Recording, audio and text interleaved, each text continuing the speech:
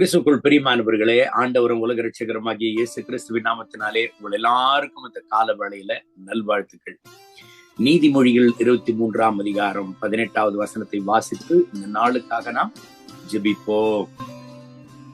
நிச்சயமாகவே முடிவு உண்டு, உன் நம்பிக்கை வீண் போகாது. எனக்கு அன்பான கர்த்தருடைய பிள்ளைகளை, நீதிமொழிகள் 23:18 சொல்கிறது, நிச்சயமாகவே முடிவு உண்டு, உன் நம்பிக்கை வீண் போகாது.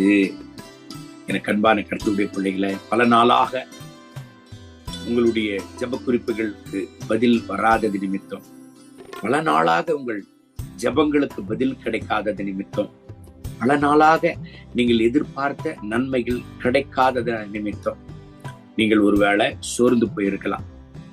உங்களுடைய திருமணமாக இருக்கலாம், அல்லது உங்களுடைய பிள்ளைகளுடைய திருமணமாக இருக்கலாம், அல்லது உங்களுடைய எதிர்காலத்தின் சூழ்நிலைகளாக இருக்கலாம். என்னவா இருந்தாலும் உங்களுடைய வாழ்க்கையில நீங்கள் எதிர்பார்க்கிற நன்மைகள் கிடைக்காதது நிமித்தம் இந்த கால வேளையில சோர்வோடு இருக்கிறீர்களா? கர்த்தருடைய வார்த்தை உற்சாகப்படுத்துகிறது. ஆண்டவர் மேல நம்பிக்கையோடு, ஆண்டவர் மேல விசுவாசத்தோடு இருக்கிற கர்த்தருடைய பிள்ளைகளுக்கு உரைக்கிறதான கர்த்தருடைய வாக்குத்தத்தம் இது. நிச்சயமாகவே முடிவு உண்டு, உன் நம்பிக்கை வீண் போகாது. யாருடைய நம்பிக்கைங்க? சங்கீதங்களின் புஸ்தகம் 34:5 சொல்லுகிறது, அவர்கள் அவரை நோக்கி பார்த்து பிரகாசம் அடைந்தார்கள், அவர்கள் முகங்கள் வெட்கப்படவே இல்லை.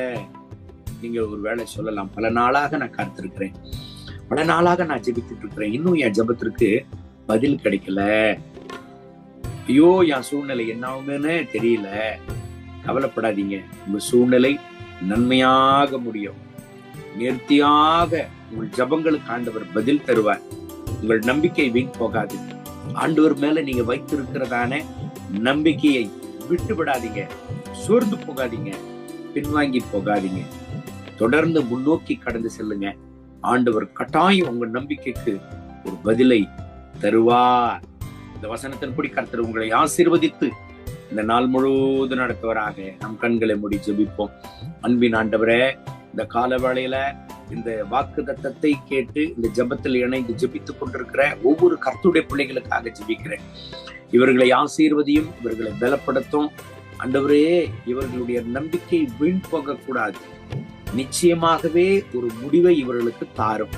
இத்தனை நாளாக உடைய நன்மைக்காக, இத்தனை நாளாக எந்த நன்மைக்காக, எந்த அற்புதத்திற்காக இவர்கள் காத்திருந்தார்களோ அது இவர்களுடைய வாழ்க்கையில வெற்றிகரமாக கிடைக்க கர்த்தர் கிருபை தாரும்.